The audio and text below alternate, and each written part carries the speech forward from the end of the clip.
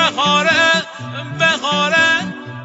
بهار نوش و زو سرخ و نوشه که هر کوی دا که هر کوی دا میدلی گوشه.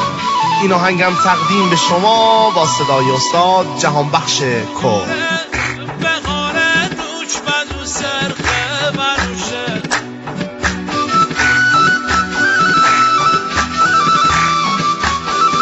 با هنرمندی عباس صادق، ترانه سرا علی بیاری، تنظیم صدا منصور اسحاقی. هایدوش جانا یاره جانا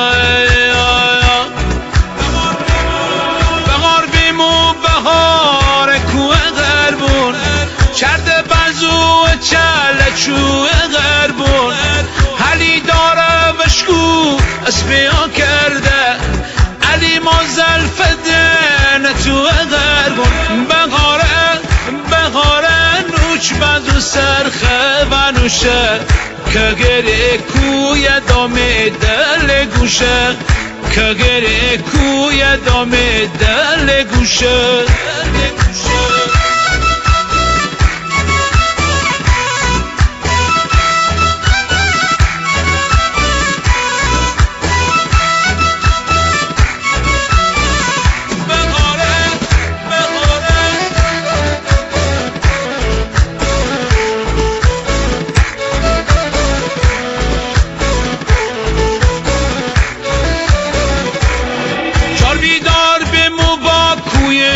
جبار شی از مقاطره ها کرده قطار پشین کار یا بو رباب سوار زینه بابه میسه یاد پار پیران بخاره نوچ بزو سرخه و نوشه که گره کوی دامه دل گوشه که گره کوی دامه دل گوشه که گره کوی دامه دل گوشه.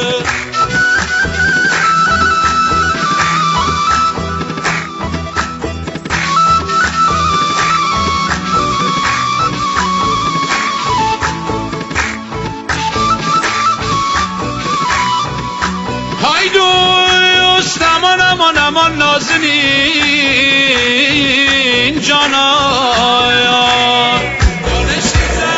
دالش زحمت ها بلای غربون چپونی ساز و لوای غربون زنی پاپلی و گیلای غربون تلار سری گرماس پلای غربون بخاره نوچ بزو سرخه و نوشه که گره کوی دامه دل گوشه که گره کوی دامه دل گوشه.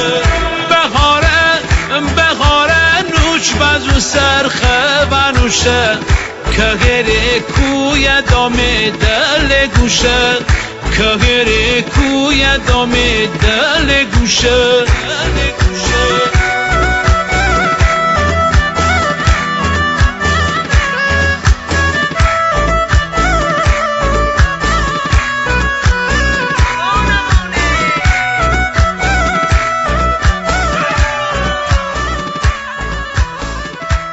کاری از استودیو تنین ترانه شمال.